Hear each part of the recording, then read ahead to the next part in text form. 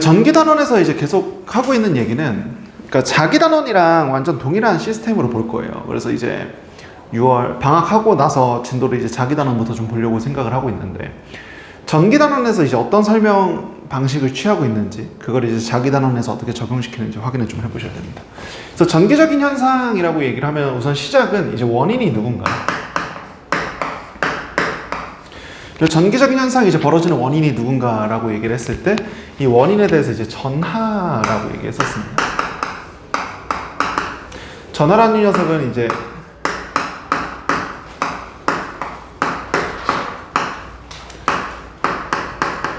전기적인 성질로서 두 가지가 존재한다 이렇게 얘기를 했던 거고, 하나가 이제 플러스인 양전하고 하나가 이제 마이너스인 양전하고 이렇게 존재하게 되는 거였습니다. 그래서 대표격인 녀석들 좀 몇 개만 나열을 좀 해보면, 양전하에서 대표격이 되는 녀석들은 원자핵이나 양성자 같은 녀석들이 있고, 원자핵이랑 양성자에 대비되는 개념으로 전자가 있었던 겁니다. 전자가 이렇게 있었던 거고, 또 이제 원자핵이나 양성자뿐만 아니라 또 플러스를 띌 수 있는 게, 원자가 이제 전자를 버리면 양이온이 된다고 해서 양이온이다. 양이온에 대비되는 개념으로 마찬가지 음이온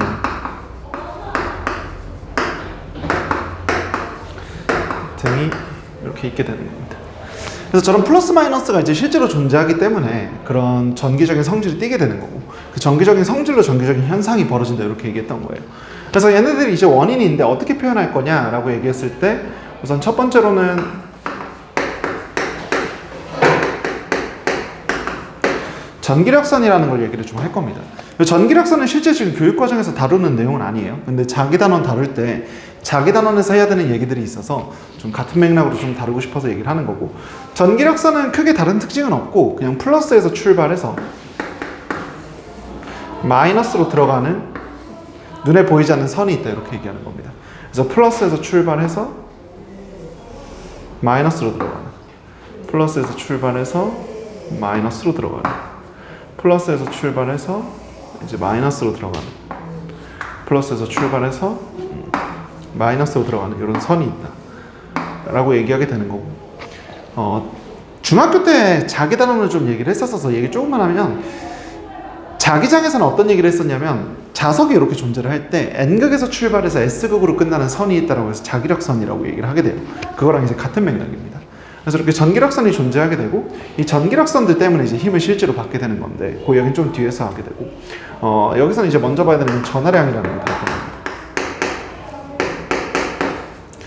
전하량이라고 얘기하면 전하의 이제 크기를 말하게 되는 거고,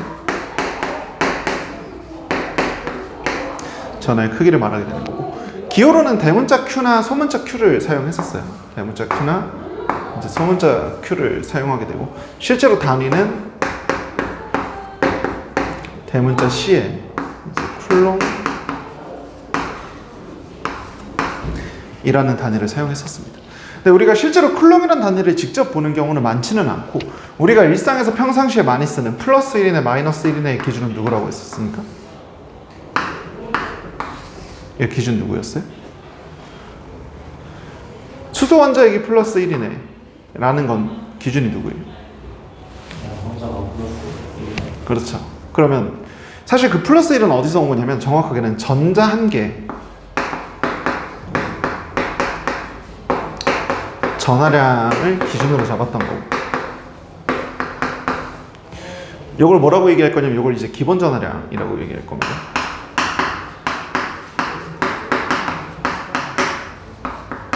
그래서 소문자 2로 쓰게 되고, 이게 이제 전자 한 개 전하량을 얘기하게 되는 거예요. 그래서 우리가 평상시 썼던 이제 플러스 1이네 마이너스 1이네는 전자 한 개를 기준으로 얘기를 했던 거고, 이 녀석 이제 실제 크기까지 좀 보면 1.6 곱하기 10의 마이너스 19승 쿨롱으로 매우 작은 녀석입니다. 왜냐면 우리는 실제로 전자 한 개 취급하는 경우는 그렇게 많지 않아요. 전자 한 개를 취급하는 경우는 그렇게 많지 않고, 전자가 엄청나게 모여 있을 때 하게 되는 얘기들이기 때문에 여기까지가 이제 전하에 대한 얘기들 이렇게 하게 되는 겁니다. 그럼 이제 이런 녀석들이 실존하기 때문에 실제로 벌어지는 현상은 무엇인가 라고 얘기하면, 현상은 무엇인가라고 얘기하게 되면 이 현상이 이제 전기력이었던 거고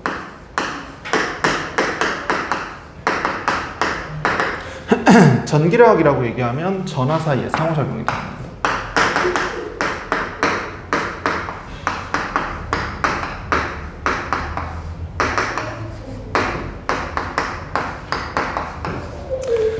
전하 사이 상호작용이라는 건 뭔가 이제 전하끼리 주거니 받거니 하는 게 있다는 건데 그게 결국엔 여기서 다 설명할 거예요. 이 전기력선을 이제 보여주는 이유가 교육과정 아님에도 불구하고 보여주는 이유가 이 전기력선에 대한 설명이 명확하게 돼 있어야 저 뒤에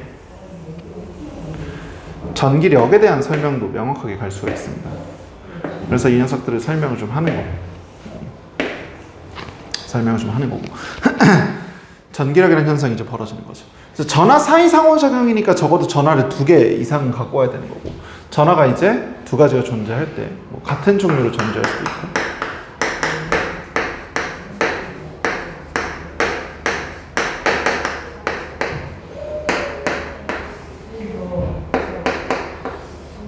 다른 종류 전하가 존재할 수도 있습니다.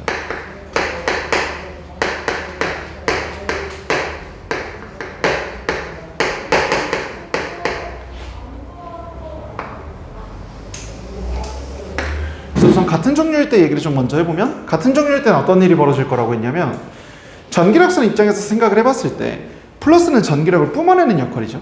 근데 왼쪽에 있는 녀석도 뿜어내고 싶어하고 오른쪽에 있는 녀석도 뿜어내고 싶어하면 얘네의 전기력선이 서로 충돌하면서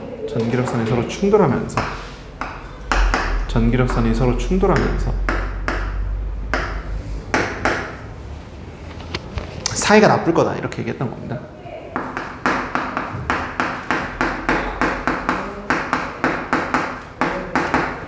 사이가 나쁘다는 건 서로 밀어낸다라는 얘기예요.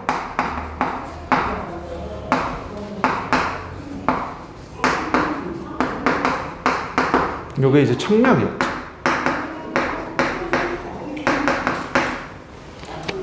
요게 이제 같은 종류 전하일 때 벌어지는 일이고 서로 다른 종류의 전하라고 얘기하면 한쪽에 이제 플러스가 있고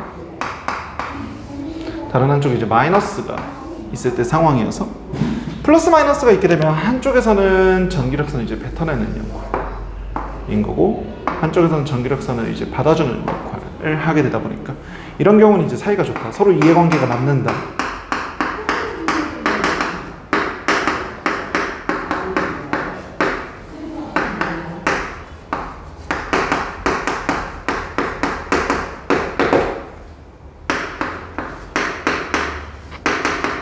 인력이 작용한다. 이렇게 얘기하는 게 이제 전기력의 상황입니다.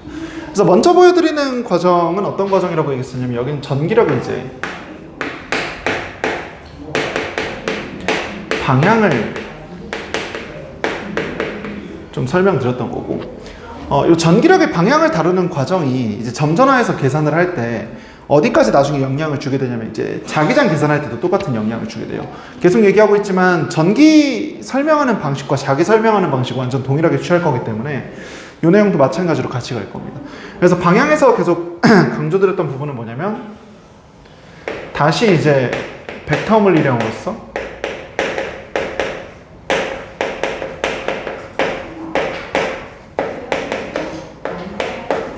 방향이 부호가 되는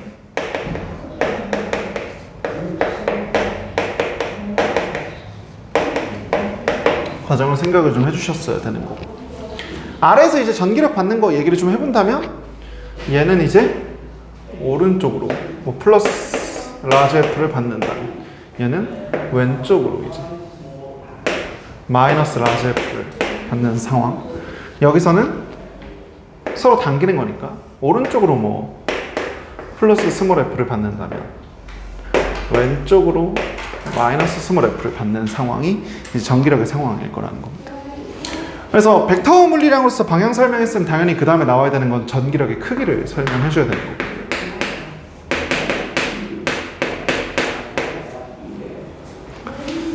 전기력의 크기라고 얘기하면 이제 공식으로 얘기를 하게 되겠죠. 전기력 F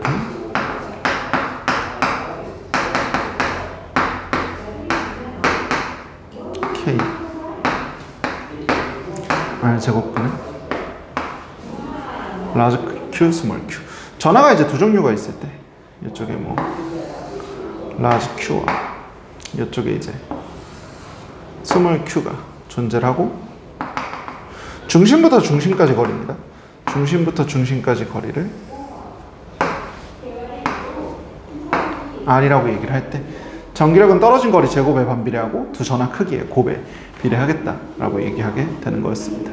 그래서 이렇게까지 오는 게 이제 실제로 전기단원에서 내용을 보여드린 건 여기까지가 전부였어요. 이 내용 갖고서 이제 나머지 해석을 쭉 해나가는 거고 뭔가 이론적인 내용은 그렇게 많은 게 아니라고 했습니다. 전기단원에서는 실제로 저 지금 왼쪽 구석에서 시작해서 이 오른쪽 아래로 끝나는 이 과정이 전체 내용이 전부고 이 전기력의 공식 갖고서 무슨 해석을 갖고 오는 게 조금 귀찮다고 했냐면 중력에 대한 해석을 끌고 오는 게 조금 귀찮다고 했었죠. 그러니까 이게 공식만 두고 보면 거의 역학 단원급의 난이도가 나와야 되는데 그렇게 진행을 안 하려고 하다 보니까 중력 얘기를 좀 끌고 와야 되는 거예요. 그래서 여기서 진행했던 내용은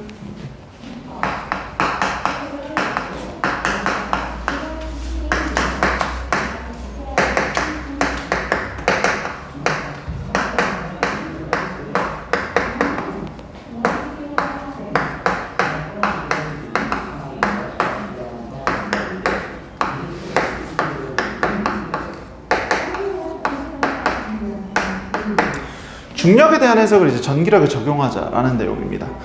요게 이제 그 동력학 파트를 끌고 오는 게 두 번이 있는데 그 첫 번째가 이제 전기력 파트에서 한번 끌고 오고 두 번째는 어디서 끌고 올 거냐면 파동단원에서 좀 끌고 올 거예요. 그래서 파동단원 할 때도 역학 얘기 좀 다시 하긴 해야 되거든요. 그래서 그렇게 좀 볼 건데 우선은 첫 번째로는 이제 중력에 대한 해석을 전기력에 적용하자입니다.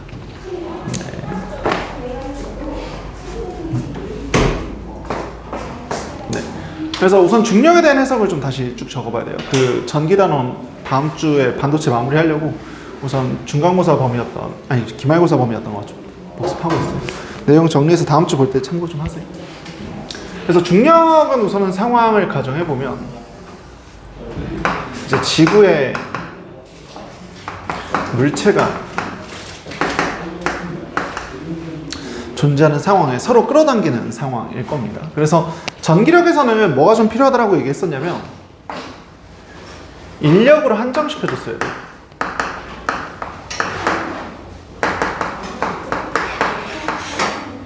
인력으로 한정시켜줬어야 돼서 특수한 상황을 좀 갖고 왔던 거고 그 특수한 상황이라고 얘기하면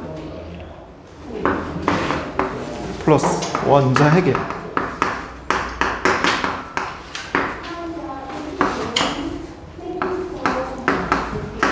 전자가 인력을 받는 상황으로 한정을 좀 시켜줬던 겁니다. 그래서 이제 중력으로 비교하려고 하는 이유는 중력 공식이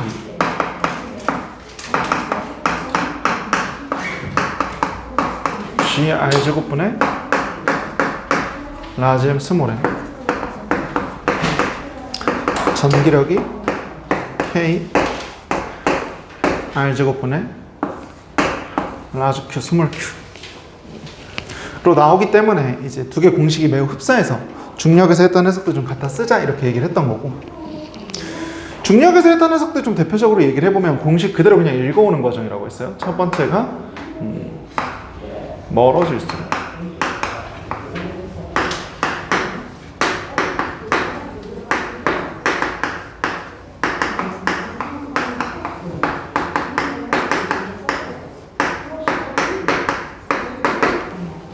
멀어질수록 이제 중력이 약해진다라는 해석을 할 수 있는 거고 이건 이제 공식에서 그대로 갖고 오는 해석이라고 했습니다. 그래서 전기력에서도 똑같이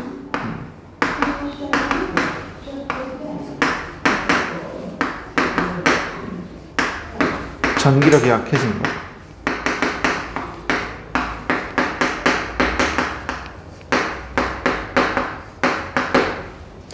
근데 이 첫 번째 해석은 이제 거의 공식만 보면 직관적으로 해석을 할 수 있음에도 갖고 오는 이유가 누구 때문이라 그랬었냐면 2번 때문이었어요. 1번이랑 2번이 내용이 좀 거꾸로 가다 보니까 정리를 좀 해야 된다고 얘기했었던 거고 2번의 내용은 멀어질수록 중력 포텐셜 에너지가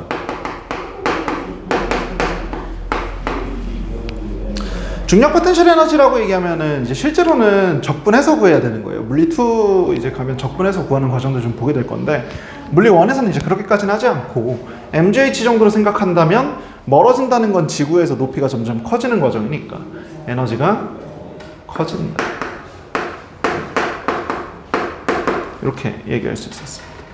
그래서 마찬가지로 얘도 저에서 그대로 끌고 와 보면 무슨 에너지인지는 내가 정확하게 모르겠으나 멀어질수록 이 전기에 관련된 에너지가 커질 거라고 생각을 해볼 수 있는 거예요. 이 1번이랑 2번 내용이 거꾸로 가는 거는 반도체에서도 계속 사용해야 돼요. 여러분들 뒤에서 이제 피엔 접합 다이오드나 이런 것들이 이제 보게 되는 게 2학기 중간고사 시험 범위가 될 건데, 그 부분들 때문에 지금 다시 보여드리는 겁니다. 이렇게 얘기하고, 마지막 세 번째가 이제 중력 포텐셜 에너지.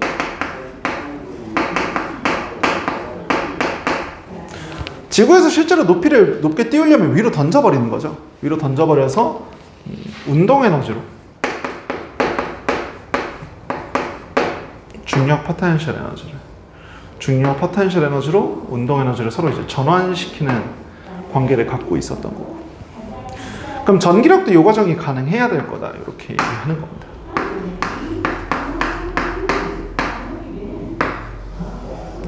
전기 에너지가 임의의 어떤 에너지와 이렇게 전환되는 관계에 있을 거다라고 얘기했던 거고, 이 에너지가 이제 빌 에너지였던 거죠. 그래서 뒤에서 여러분들이 이제 그 2학기 시험 공부하셔야 되는 입장에서는 이 내용이 제일 중요해요. 지금 요 중력에 대한 해석 끌고 오는 내용이 가장 중요하고, 이 과정이 조금 매끄럽게 안 되면 반도체에서도 반도체 내용 이해하는데 조금 어려움이 있을 겁니다. 그래서 이렇게 정리했었는데, 여기서는 이제 관심 갖고 봤던 건 누구였냐면 중력 포텐셜 에너지야 뭐 mgh고, 운동 에너지야 2분의 1 mv 제곱이니까 내가 공식을 다 알고 있고, 전기 에너지도 뭐 내용을 100% 알진 않지만 이 내용은 알고 있는 거죠. 지금 어떻게 하면 커지는가에 대한 내용은 알고 있는 거기 때문에, 누가 내 주 관심사였다고 얘기했었냐면 빌 에너지가 주 관심사였어요. 그래서 이 뒤로 이어지는 내용들은, 그럼 빌 에너지는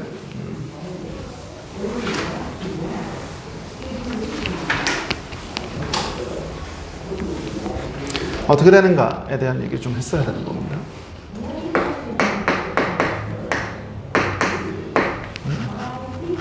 그래서 빌 에너지에 대한 내용을 이제 앞에 기말고사 시험 대비할 때는 내용이 그렇게 비중이 크지 않아서 안 다뤘는데, 어차피 뒤에 이제 파동 하셔야 되는 입장에서는 전기 내용, 빛 내용 전부 다 정리 한번 하는 게 좋아서 여기서부터는 좀 다시 정리하겠습니다. 빛에 대한 얘기 좀 해보도록 할게요. 빛은 우선은 우리가 일상에서 편하게 부를 때 빛이라고 부르는 거고, 정확한 명칭은 누구냐면 전자기파라는 명칭을 갖고 있어요. 전자기파라는 명칭의 내용이 뭐냐라고 얘기하면, 전자기파는 전기와 자기의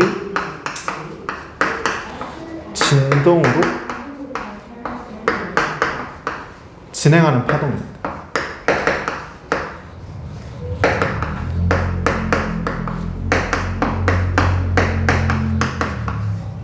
그래서 실제로 이제 물리 단원들 구성이 지금 전기, 자기, 파동으로 되어 있는 이유는, 파동에서 가장 대표적인 게 빛이고, 이 빛에 대한 해석을 하려면은 전기랑 자기에 대한 해석이 끝나 있어야 돼요.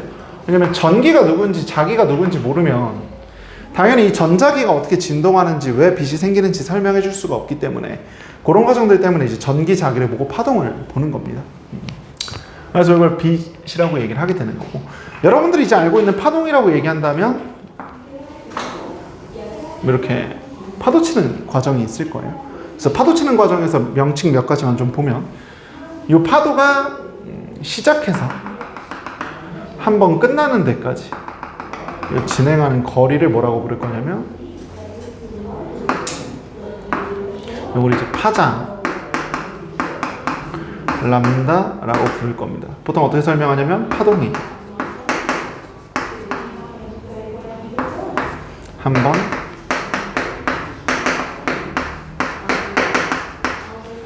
진행하는 거다. 이동한 거리를 말해요.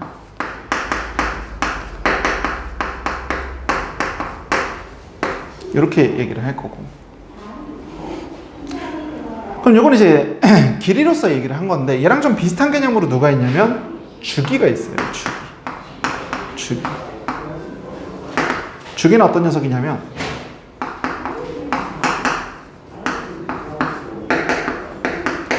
파동이 한 번 진행하는 동안 걸린 시간을 말해요. 걸린 시간을 이렇게 말하게 됩니다. 그러다 보니까 이제 하나는 시간이고 하나는 이동거리다 보니까 얘네들로 무슨 표현이 가능하냐면 파동의 속력 표현이 가능해요.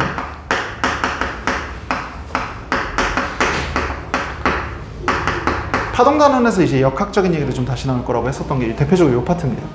그래서 파동의 속력을 어떻게 표현할 수 있냐면 원래 속력 자체가 시간분의 이동 거리가 되는 거니까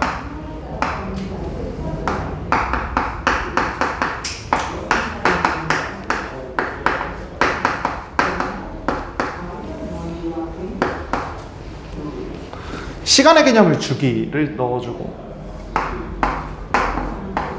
이동거리 개념을 파장을 넣어줘서 파동의 속력은 이제 주기분의 파장이다 라고 얘기할 수 있는 겁니다.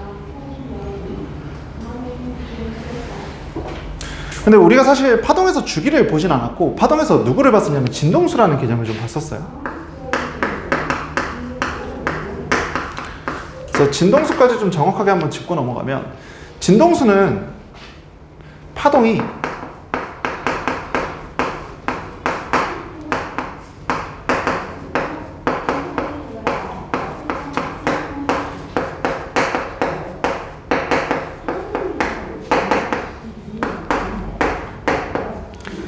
파동이 이제 1초 동안 진동하는 횟수를 말하게 되고 요걸 이제 실제로 한번 좀 구해보면 예를 들어서 이렇게 볼게요.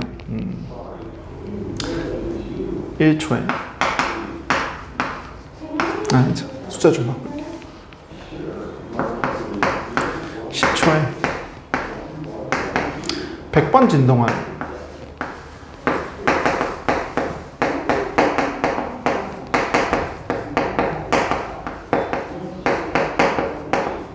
파동이 있다고 얘기를 좀 해보죠.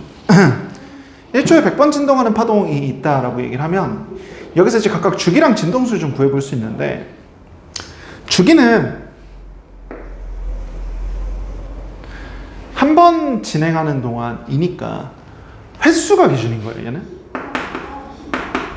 횟수가 기준인 거여서 주기를 실제로 어떻게 구해야 되냐면 주기는 전체가 지금 100번이잖아요. 그래서 100번에 10초가 걸렸으니 100번에 10초가 걸렸으니 한 번 진동하는 데는 얼마 걸렸을 거다? 0.1초가 걸렸을 거다. 위아래 나눠버리는 거죠. 라고 얘기하게 되는 거고 요걸 이제 주기라고 얘기하게 되는 겁니다. 그래서 주기는 어떻게 구하느냐? 라고 보면 전체 횟수로 시간을 나눠버리는 개념이에요. 전체 횟수로 시간을 나눠버리는 개념이고 진동수는 어떤 개념인가 하고 보면 얘는 1초 동안 얘는 시간이 기준이 되는 케이스여서 진동수를 구해보면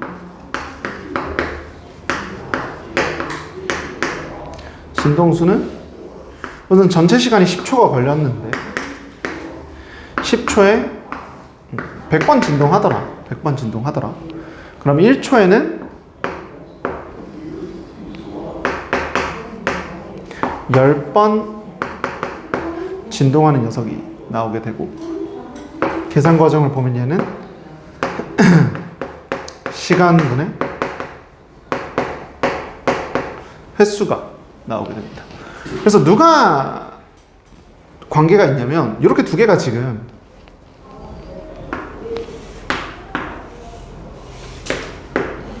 역수관계가 성립하죠. 역수관계가 성립하게 되면서 어떤 결론이 나오게 되냐면 그럼 진동수는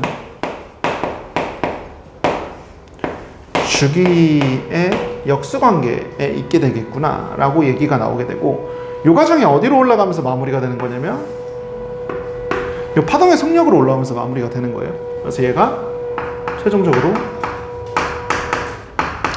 파장 곱하기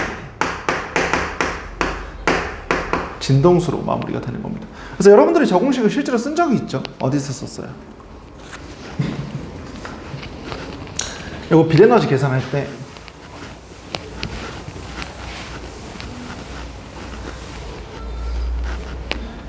지금 보고 싶은 건 결과적으로 빌에너지입니다. 빌에너지 공식이 이제 플랑크 상수 곱하기 진동수가 된다라고 얘기했던 거고, 이렇게 얘기했던 거고, 저 과정에서 이제 빌에너지니까 누구의 속력을 갖고 와서 얘기했었냐면 빛의 속력 C는 여기 옆에 있는 거 그대로 갖고 들어오는 겁니다. 주기 파장에 대한 얘기 그대로 갖고 들어오면서 얘가 이제 좀 오리지널로 써보면 시간분의 이동거리인 주기분의 파장이 나오게 되는 거고, 이 녀석이 주기 역수 관계까지 반영시켜 보면 람다 F가 이렇게 나오게 되는 거예요. 그래서 저 자리에 마찬가지로 진동수 빼고 넘겨서 얘기를 해주면 진동수가 람다 분의 C다라는 결론이 나왔던 거고, 이 내용을 다시 집어넣어서 얘가 플랑크 상수 파장의 빛의 속력 역수가 나오는 관계로 얘기를 했던 겁니다. 그래서 빛의 에너지가 진동수에는 비례하고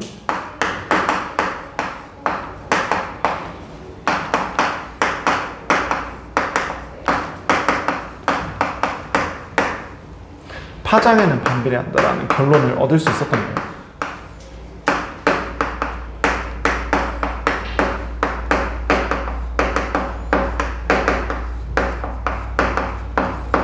이렇게 결론을 내릴 수 있었던 겁니다. 그래서 여기까지가 이제 파동에 대한 얘기 전반부와 그리고 빛에 대한 얘기들 좀 정리를 해봤던 거고, 실제로 이제 전자기파 종류를 좀 보죠.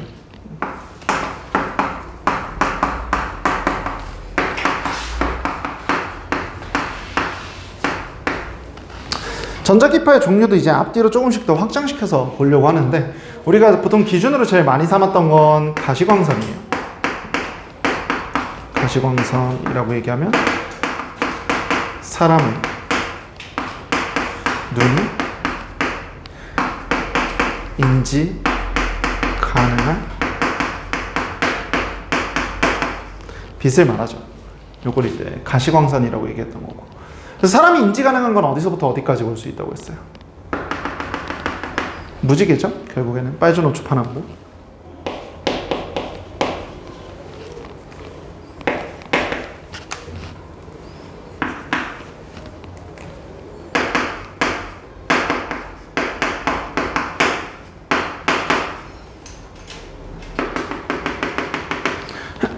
빨주노초 파남보까지 가능하다라고 얘기했던 거고, 이제 빨간색 바깥쪽, 보라색 바깥쪽으로 가면 이제 인지 불가능한 영역이 나오기 시작하면서 빨간색의 바깥쪽 영역 뭐라고 불러요?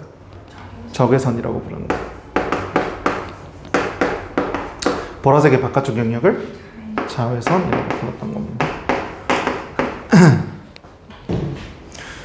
위아래로 이제 두 개씩만 더 해볼게요. 적외선 아래쪽에는 이제 누가 있게 되냐면 전파가 있게 되는데, 전파의 이제 종류가 두 개예요. 하나가 이제 마이크로파, 그 아래 이제 라디오파가 있고,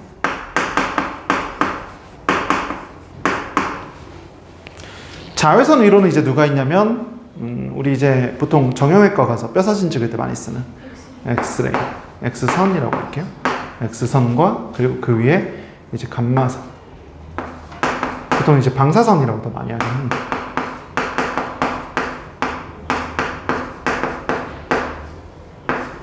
방사선이라고 얘기하는 녀석들이 위아래로 더 존재하게 돼요. 그래서 그 쓸모를 좀 보면, 적외선 같은 경우는 어디에 쓴다고 했어요? 얘는 체온 측정하는데 사용하게 되고, 자외선 같은 경우는 살균 소독에 사용했던 거죠.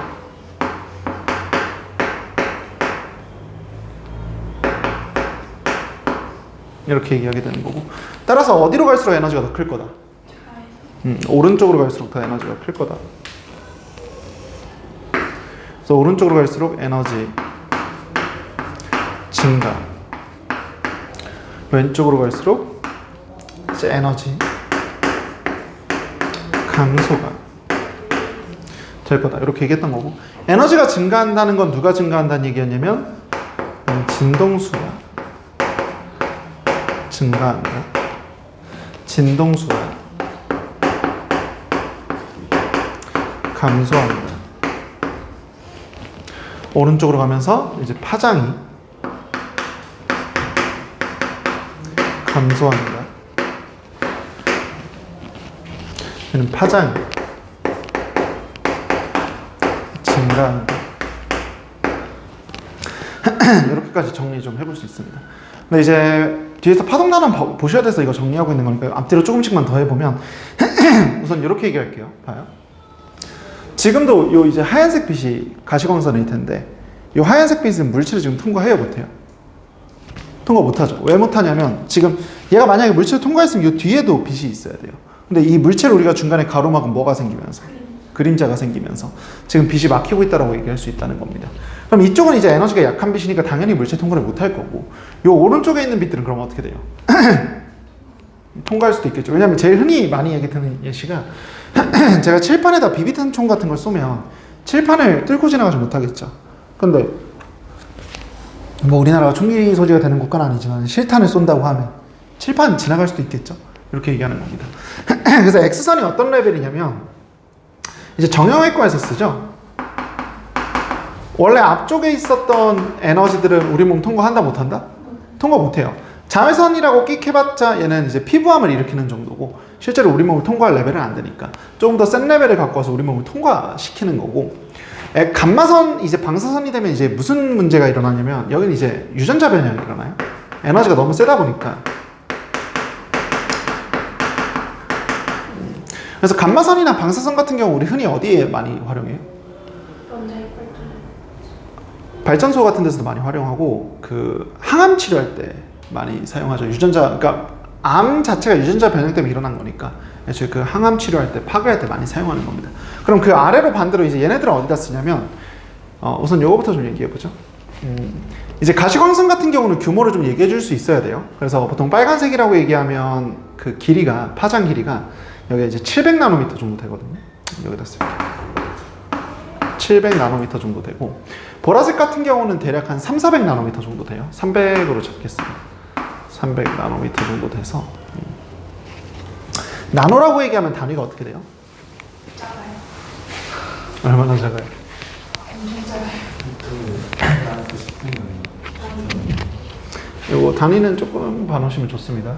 기준이 1이라면 이제 뭐 미터로 할게요. 1mm가 이제 10의 마이너스 3승 미터를 말하게 되고, 그래서 우리가 100cm가 1m고 1000mm가 1m가 되는 거죠. 10의 마이너스 10승을 말하게 되는 거고, 보통은 3개씩 끊어요. 왜냐면 외국에서 숫자 표기할 때 이렇게 끊죠. 그러니까 우리나라는 어떻게 끊어요? 우린 4개씩 끊죠. 왜냐면 1, 10, 100, 1000, 만이죠. 그래서 우리나라는 4개씩 끊어야 돼요. 근데 이제 외국 애들은 3개씩 끊어서 보통 10의 3승씩 내용을 끊게 되고, 그래서 1m 기준으로 얘기했을 때 1mm가 이제 10의 마이너스 3승, 그리고 여기서 하나를 더 내려오면 이게 이제 1마이크로입니다. 1마이크로미터라고 해서 10의 마이너스 6승 미터인 거고,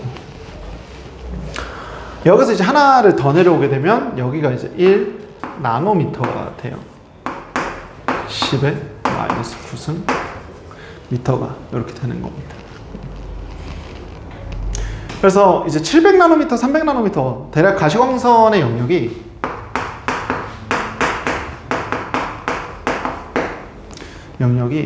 그러니까 100나노미터 정도의 단위를 쓰는 거죠. 그러니까 이거 숫자로 이제 표현해 보면은 대략 10의 마이너스 7승 정도가 되잖아요. 그러니까 여기서 좀 더 길어지면 몇으로 가요? 10의 마이너스. 크기가 커지는 거니까 6승으로 가버리는 거죠. 천천히 할게요. 이거는 그냥 상식선이고, 파동에서는 나중에 하긴 해야 돼요. 그래서 한번 좀 보여드리는 건데, 100나노미터 단위라는 거는 10의 마이너스 9승에다가 10을 두 번 곱한 거잖아요. 그러니까 10의 마이너스 7승이란 말이에요. 그럼 얘보다 좀 더 길어지면 그게 이제 마이크로 단위가 나오는 거예요. 그래서 마이크로파라고 부르는 이유가 뭐냐면 여기서부터 이제 마이크로미터 단위가 써야 돼요. 좀 파장이 길어져서 마이크로 단위를 좀 써야 되는 거고, 이제 마이크로 단위라고 얘기하면은 흔히 어떻게 얘기하냐면 머리카락 두께를 측정할 때 마이크로 단위를 많이 씁니다.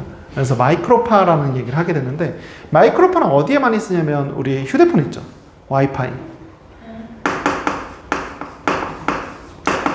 휴대폰 통신에 많이 쓰고,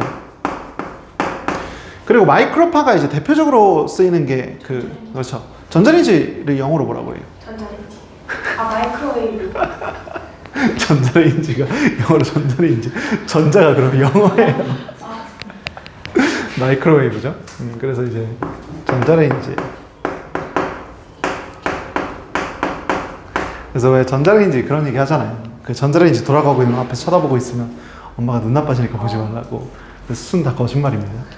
왜냐면 적외선보다 에너지가 더 약하잖아요.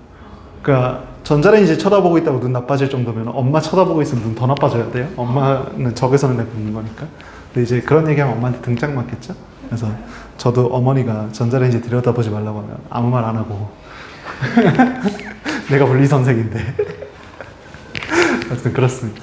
그래서 이제 마이크로파 같은 경우는 옛날에는 전자레인지를 많이 물어봤어요. 전자레인지 진짜 많이 물어봤는데 요즘 이제 마이크로파가 전자레인지라는 거는 모르는 학생 거의 없어서 보통 요즘 와이파이를 많이 물어봅니다. 휴대폰. 왜냐면 여러분들 와이파이 사실 요즘 전자레인지 집에 없는 집도 많죠. 요즘 워낙 그거 뭐죠? 에어프라이기도 많이 쓰고 오븐도 요즘 워낙 잘 나와서 전자레인지 없는 집이 많다 보니까 와이파이 쪽을 더 많이 물어봐요. 그래서 이렇게 얘기할 거고, 이제 그 아래로 이제 라디오파 점점 더 길어지는 겁니다. 그래서 뭐 이런 얘기예요. 그러니까 지금 여기서도 학원 와이파이 잡히잖아요. 예를 들어서 지금 요 안에 자외선이나 X선, 감마선이 가득하다고 얘기하면 얘네는 에너지 레벨이 너무 크니까 나한테 영향을 주겠죠. 그러니까 이런 애들은 여기 지금 존재하면 돼요, 안 돼요? 안 되겠죠. 물론 조금씩 있을 겁니다. 있을 건데 그래도 존재하면 안 되는 거고, 요 아래쪽에 있는 애들은 누구보다도 약하니까, 가시광선보다도 약하니까 사실 이 안에 가득가득 들어있다고 해도 크게 상관이 없다는 거예요. 그래서 이제 송신에 자꾸 사용하게 되는 겁니다. 그래서 이렇게 얘기하는 게 이제 전자기파의 종류였던 거고, 저 전자기파 종류로 이제 여러분들이 이제 라이먼계열, 발머계열, 팔색계열 이런 것들까지 내용을 좀 봤던 겁니다. 그래서 여기까지가 이제 전기에너지, 빛에너지까지 쭉 한 번에 설명을 좀 했던 거고, 원자모형 변천 다시 좀 보면서 얘기를 좀 해보도록 할게요. 그래서 요거 지금 쭉 다시 보는 거는 뒤에서 좀 다시 써야 돼요. 전자기 파트부터 해서 파동 파트까지가 내용이 아예 하나로 연결돼서 뒤쪽에서 얘기들이 좀 다시 많이 나와요. 특히 파동 파트 끝자락에 가면 반도체가 다시 나오거든요. 그래서 반도체를 설명하려면 전기 파트 다시 얘기해 줄 수 있어야 돼요. 그래서 내용들 좀 정리 드리는 거니까 마지막으로 본다고 생각하고 정리 좀 잘 해놓으시면 좋겠습니다. 보시죠. 원자모형 변천 얘기해 보도록 할게요.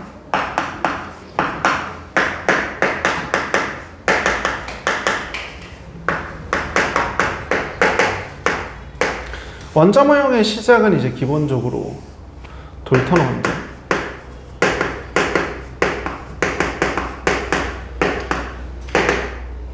그냥 중상의 입자라고 주장을 했던 겁니다. 이게 이제 돌턴이 했던 주장이고, 그 돌턴 원자에서 이제 실험을 하나 하면서 넘어오게 되는 거죠. 그래서 여기서 했던 실험이 톰슨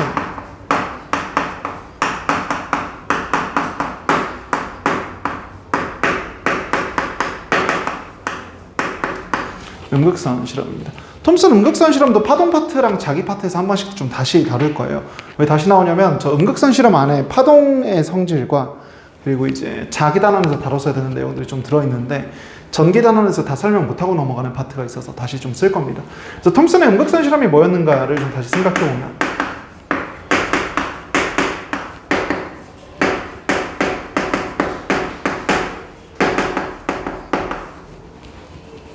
톰슨의 음극선 실험은 이제 건전지 내용을 좀 보실 줄 알아야 돼요. 이제 반도체 하셔야 되니까. 이렇게 건전지가 길고 짧은 걸로 이렇게 그렸을 때 긴 쪽이 플러스고 짧은 쪽이 마이너스입니다. 긴 쪽이 플러스고 짧은 쪽이 마이너스여서 요거를 이제 이런 금속판에다가 충전을 시켜요. 충전을 시킵니다. 그럼 이쪽에 이제 플러스가 가득가득 차게 될 거고, 이쪽에 이제 마이너스가 이제 가득가득 차게 되겠죠. 근데 앞에서 전기력 파트에서 풀마 사이에 무슨 힘 작용해야 되는 거니까? 인력이 작용해야 되는 거니까 저들이 계속 당길 텐데 금속판이 고정돼 있으니까 움직이지는 못할 거고, 거기서 추가로 더 충전하게 되면 무슨 일이 벌어질 거다? 번쩍하고 뭔가 이렇게 선이 생길 거다 이렇게 얘기했던 거죠. 그래서 요걸 이제 음극선이라고 얘기했던 겁니다. 원래는 진공관에서 진행한다 뭐 이런 얘기도 좀 있어야 되는데 물리 쪽에서는 크게 중요한 얘기는 아니어서 이렇게 얘기하겠습니다.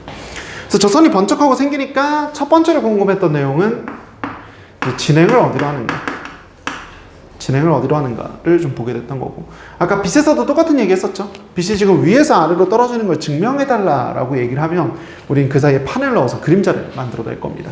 그래서 진행 방향을 찾았던 거는 양쪽 판에다가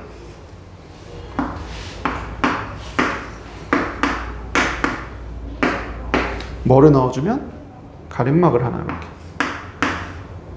넣어주게 되면 진행 방향에 따라서 그림자가 결정될 거다 이렇게 얘기했던 거죠. 그래서 쭉 가서 어디에는 빛이 생기고 이쪽엔 빛이 쭉 생기고 요 사이에 이제 그림자가 생기고 이렇게 얘기했던 겁니다. 그래서 진행이 너는 플러스 마이너스 중에서 음극에서 출발해서 양극으로 가는 녀석이구나. 이렇게 정리하는 게 첫 번째 내용이었고, 두 번째는 이제 질량을 갖고 있는가를 얘기를 했을 때 이 사이에다가 이제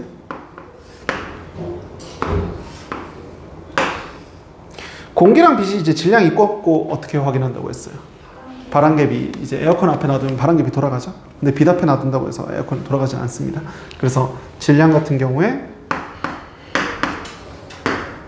바람개비 집어넣어서 돌아가는지, 우선 누구한테서 출발한다는 건 내가 알았으니까, 마이너스에서 이렇게 뭔가가 나오고 있다는 건 내가 알았으니까 돌아가는가 하고 봤더니 얘가 이제 빈 그릇을 돌아가더라. 그래서 질량을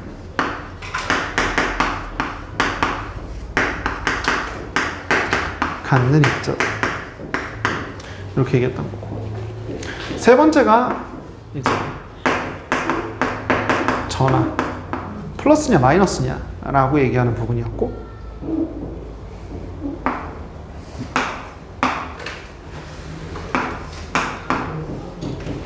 이 플러스인지 마이너스인지 보려고 극판을 이제 추가로 넣었던 겁니다. 위아래에다가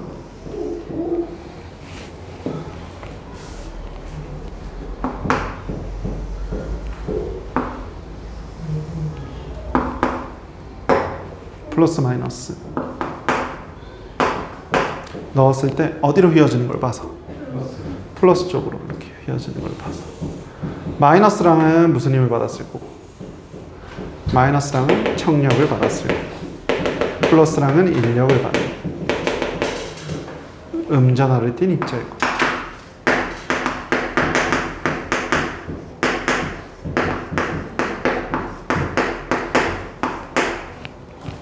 이렇게 얘기할 겁니다.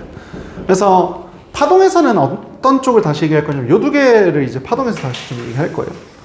요 두 개를 이제 이중성 단원, 정확하게 이제 이중성 단원에서 얘기를 할 때 요걸 좀 다시 얘기를 좀 할 거고, 4번 내용은 사실 지금 내용을 배운 게 아니어서 설명할 수는 없지만 이것도 마찬가지로 이제 전하의 종류를 얘기하는 거여서 여기서 이제 자기적인 성질 얘기를 좀 다시 해야 됩니다. 그래서 전자기 파트 시작되고 나서는 계속 반복적으로 하는 얘기는 전기 단원만 갖고서는 전기 단원 전체 설명이 좀 불가능해요. 전체 단원 설명이 좀 불가능해서 파동이랑 이런 얘기도 조금씩 끌고 와서 설명을 좀 해야 되는데, 기말고사 때는 이제 필요한 부분들만 딱딱 갖고 와서 설명했던 거고, 이제 2학기 들으셔야 되는 입장에서는 앞뒤 내용도 조금씩 연결시켜서 내용을 좀 설명드리고 있는 겁니다. 그래서 이 결과 누가 발견됐고? 전자가 발견됐고.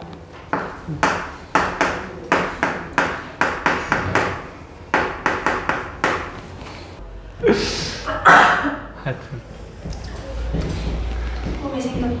무슨 꿈이 생겼는데요? 오늘 가야겠다. 안 보여줬습니다. 하여튼 그렇습니다. 대학 가면 재밌어요. 하여튼 보시죠. 그래서 톰슨 음극선 실험 통해서 이제 전자 발견하게 된 거고, 전자 이제 박아놓다 보니까 무슨 문제가 생긴다고 했어요? 중성이 아니게 된다라고 얘기했던 거죠. 그래서 중성이 아니게 되니까 중성이 아닌 걸 보완해주기 위해서 이제 플러스를 박아놓게 되는 거고, 이게 이제 톰슨 원자라고 했던 거예요. 그래서 톰슨 원자는 양전하 바탕,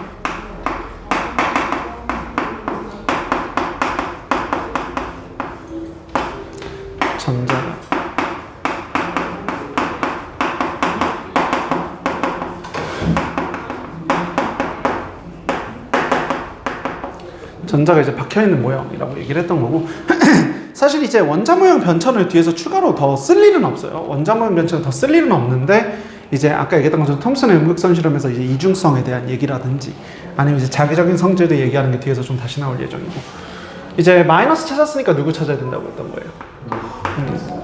플러스. 그래서 러더퍼드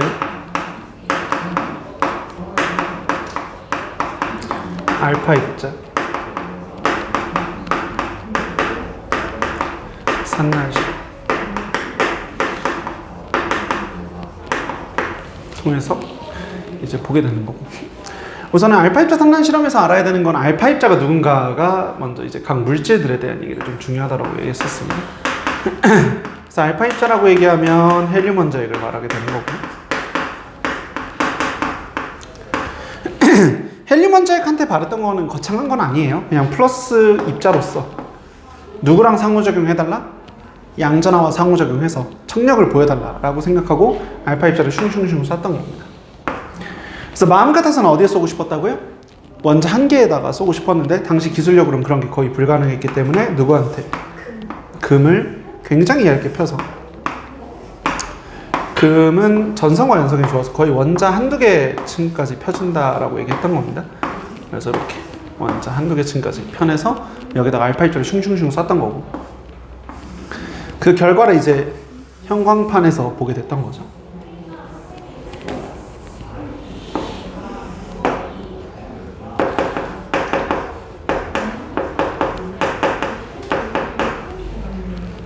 그래서 보게 되면 이제 대부분은 그냥 통과해서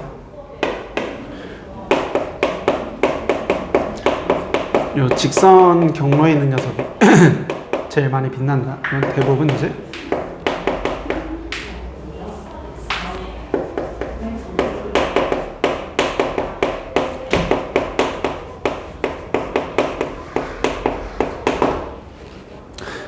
빈 공간이다 이렇게 얘기할 수가 있고, 이제 여기서 휘어서 여기나 이제 수직으로 튕겨 나와서 여기가 빛나는 경우들이 있었는데, 이런 경우를 이제 산란이라고 얘기했었습니다. 산란이라는 게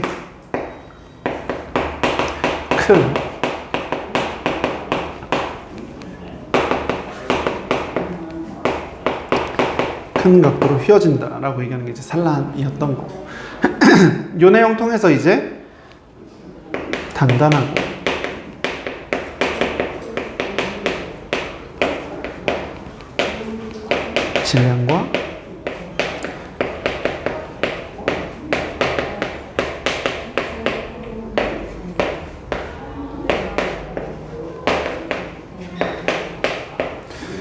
질량과 양전하고 모인 무언가가 있을 거다 이렇게 얘기하게 되는 겁니다. 그래서 이 러더퍼드 알파 입자 산란 실험에서 발견했던 건 원자 핵을 이제 발견했던 거죠.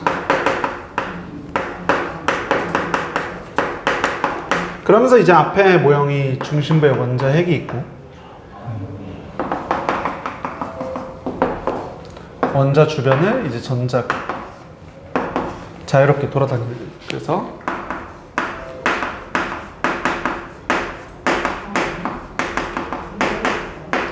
러더퍼드 원자라고 얘기하게 된다면 중심의 질량 대부분과, 질량이랑 양전하 설명이 좀 다르다고 했어요. 질량은 전자도 질량을 갖고 있기 때문에 질량은 대부분이 모여있다라는 표현을 써야 된다고 얘기했었던 거고, 질량 대부분과 양전하는 100% 다 중심부에 모여있는 거죠. 그래서 양전압은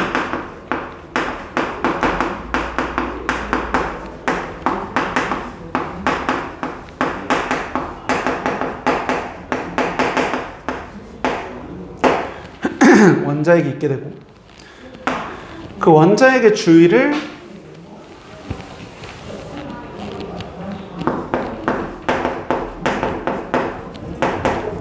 전자가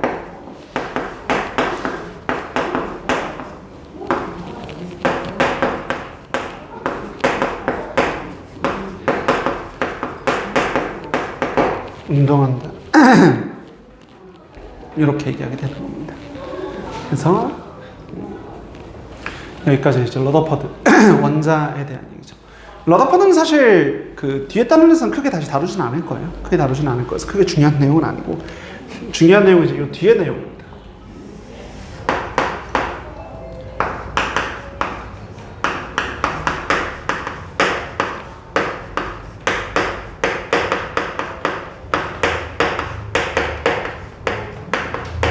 아까 앞에서 얘기했었던 그 이제 중력과 전기력의 해석을 갖고 오는 과정에서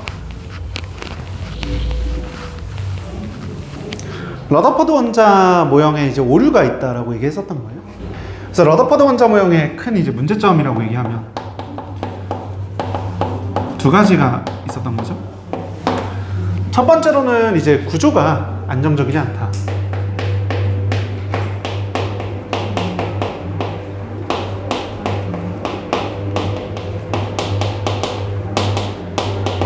구조가 안정적이지 않다. 왜냐면 누가 다 플러스에 붙어버렸을 거다. 전자가 원자에게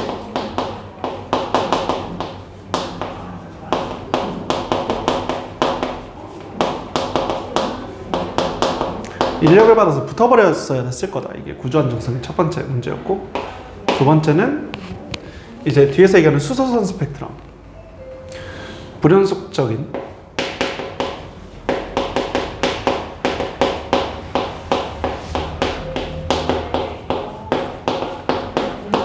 수소선 스펙트럼을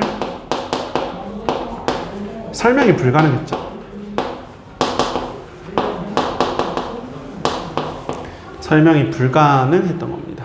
왜냐면 지금 누구의 위치를 제한하지 않았기 때문에, 전자 위치를 제한하지 않았기 때문에 전자가 자유롭다면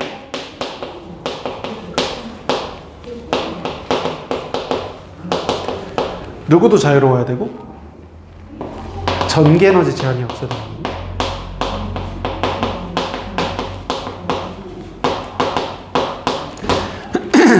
전기 에너지 제한이 없다면 그 과정에서 어떤 과정에 흡수, 방출하는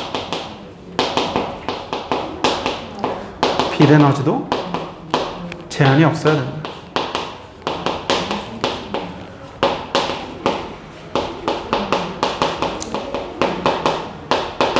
이렇게 얘기하는 게 이제 러더퍼드 원자의 문제였던 거죠.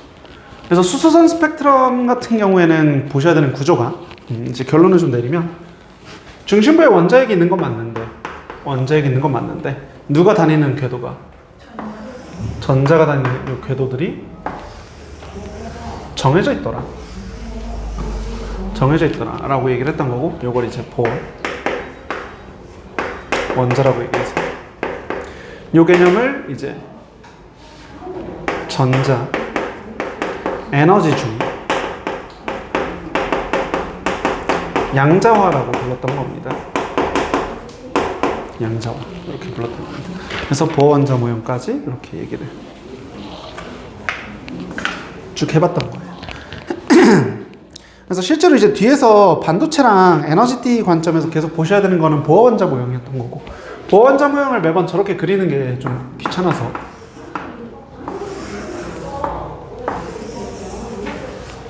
어떻게 그리자라고 얘기했었냐면,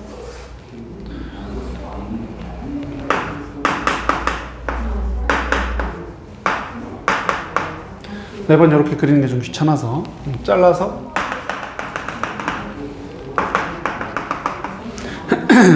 그리자라고 얘기를 했던 거고, 그래서 모형을 이제 바꿔서 얘기를 해보면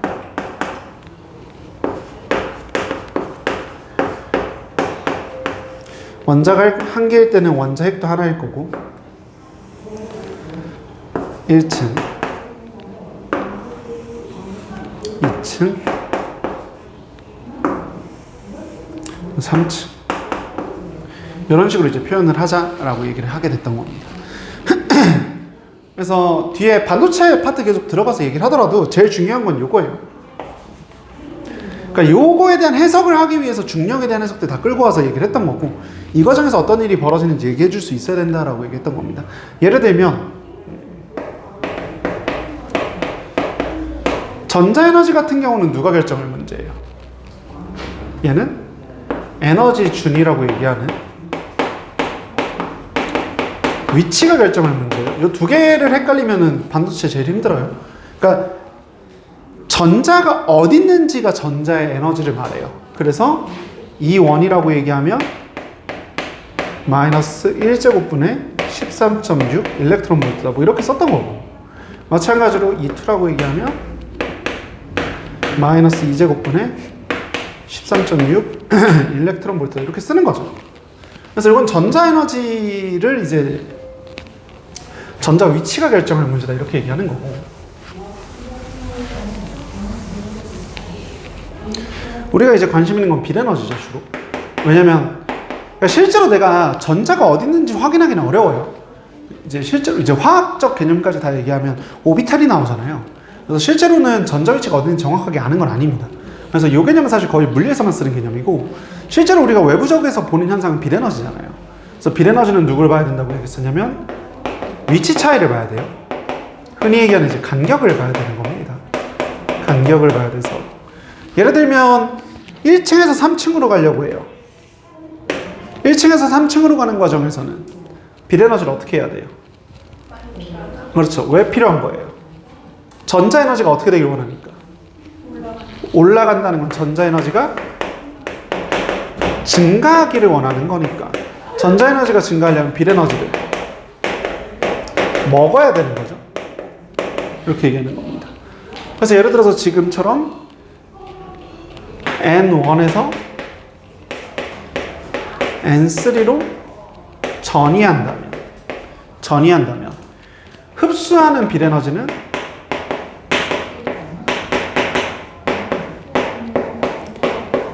E3-E1이 될 거다. 이렇게 얘기해야 된다는 거죠. 그래서 비에너지는 위치 차이가 어디서 어디로 일어나는지 간격이 어딘지가 중요하다. 마찬가지로 이렇게 내려온다 라고 얘기한다면 이때는 이제 전자 에너지가 감소하는 거니까 비에너지를 방출해야 되는 거고 비에너지를 방출해야 되는 거고 비에너지를 이제 방출하겠다는 건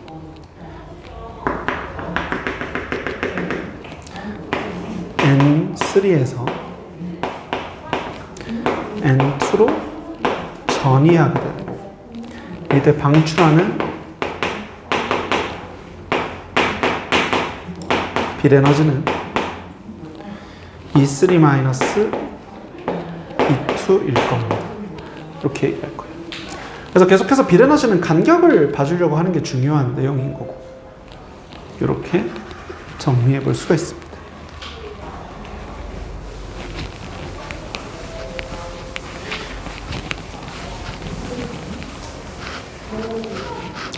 그래서 여기서 얘기하게 되는 건 이제 원자 한 개일 때 단계에서 얘기를 했던 거고 이제 원자가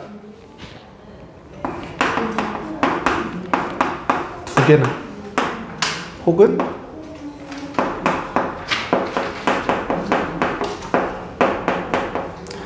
이제 물질을 이루는 과정에서 얘기를 좀 해본다면 원자가 두 개일 때는 어떻게 돼야 돼요? 원자핵도 이렇게 두 개가 와버리는 거고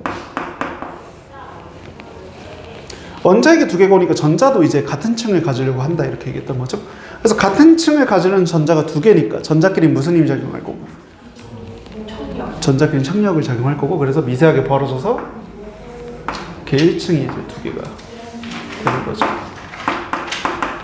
2층도 마찬가지일 거고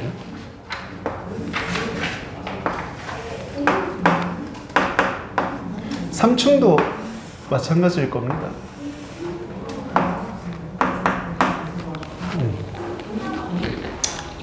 그래서 이렇게 얘기하는 게 원자가 이제 두 개일 때 대한 얘기고, 물질이라고 얘기하면 이제 몰수를 갖고 와야 되는 거여서 엄청나게 많아지는 거죠.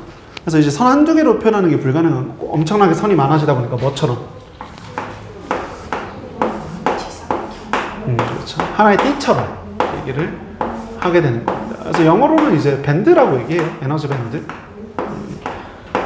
이렇게 얘기하게 되는 밴드가 형성되게 되는 거고, 위에도 마찬가지.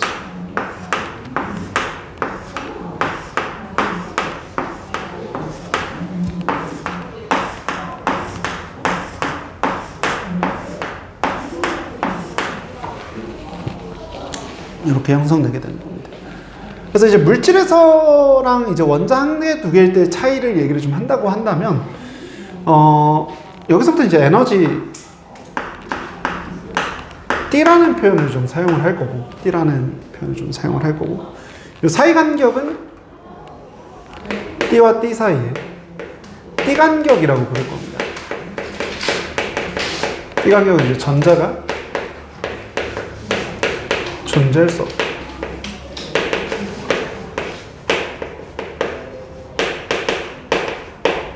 이렇게 부르는 게 이제 T 간격이고,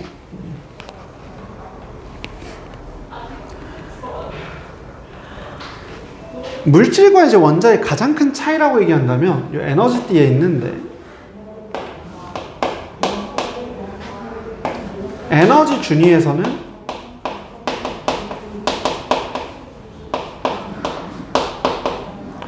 모든 전자의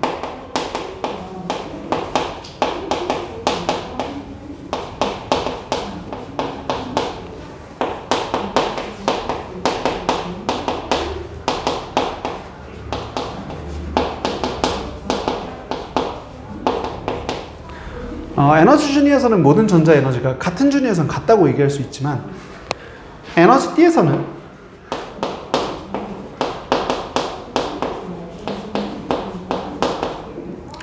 같은 T라도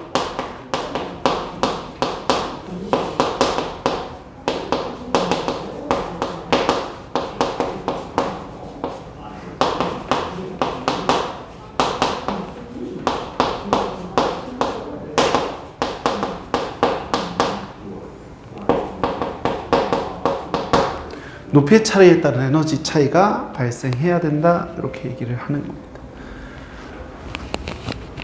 그래서 에너지 준위일 때는 전자가 갈 데가 없죠. 딱 레벨이 정해져 있는 형태라면, 이렇게 딱 에너지 레벨이 정해져 있는 형태라면. 에너지 T에서는 이제 바닥에 있는 전자와 요 T 안에서 요 아래쪽에 있는 전자와 요 위쪽에 있는 전자의 에너지 차이가 발생한다는 거예요. 높이 차이가 존재하기 때문에. 그게 이제 가장 큰 차이가 되는 거고, 에너지 T에서는 다시 두 종류로 나눠서 설명을 했었습니다. 첫 번째는 누구였냐면 원자가 T.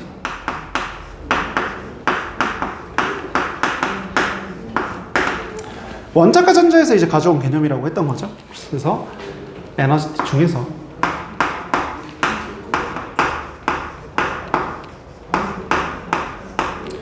전자가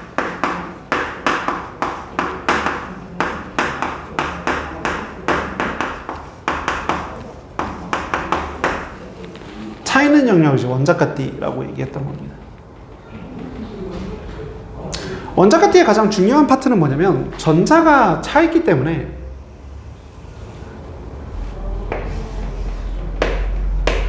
전하 이동, 그러니까 전하 이동이 전류를 말해요.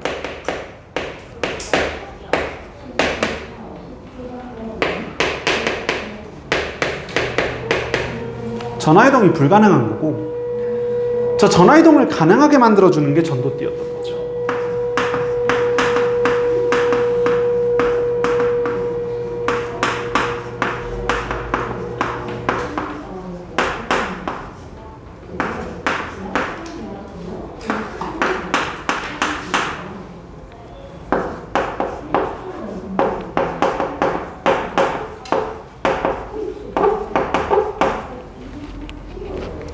그래서 전자가 비어있기 때문에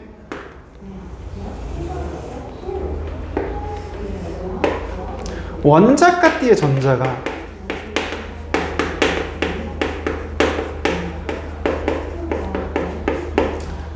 에너지를 받아서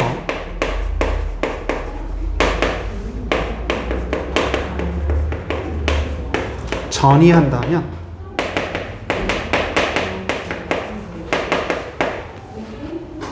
그럼 이제 전기 전도성이 생길 거다. 전하 이동이 가능하다.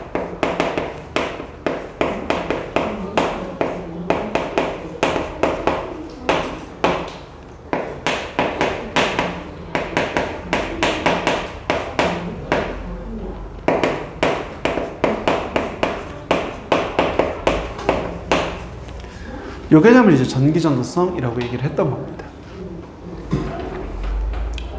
그래서 갖고 와야 되는 해석은 계속 똑같아요. 여기 이제 에너지 준위에서 했던 해석들을 조금씩 확장시켜서 갖고 오게 되는 거고, 에너지 준위에서 했던 해석들은 어디서 봤던 거냐면 결국에는 중력에서 했던 해석들 쭉 정리해서 갖고 오게 되는 겁니다. 그래서 저 에너지띠, 원자가띠랑 전도띠라는 내용으로 우리가 뒤에서 이제 도체네, 저전체네, 부도체네 이 얘기를 하게 되는 거고, 거기서 이제 반도체에 대한 얘기들 나오게 되면서 반도체 활용으로 이제 2학기가 시작되게 되는 건데, 반도체 파트는 이론적인 면들은 거의 없어서 사실 파동이랑 엮여서 나오는 게 아니면, 왜냐면 지금 계속 보면 누가 나오냐면 이 에너지를 이제 받는다라는 얘기가 나오잖아요.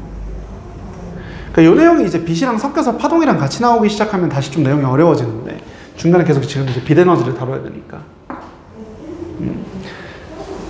에너지 차이 이런 거 전부 다 이제 빛 에너지로 커버 쳐야 되는 거죠. 그래서 빛 에너지에 대한 얘기가 계속 나오다 보니까 이제 파동 단원이 같이 엮여서 나오기 시작하면 조금 힘든데, 반도체만 단순히 딱 다루는 과정은 어쨌든 에너지 준위에서 우리가 왜 라이먼 계열, 발머 계열, 파센 계열 계속 했었잖아요. 그러니까 예를 들면 지금 이게 수소라면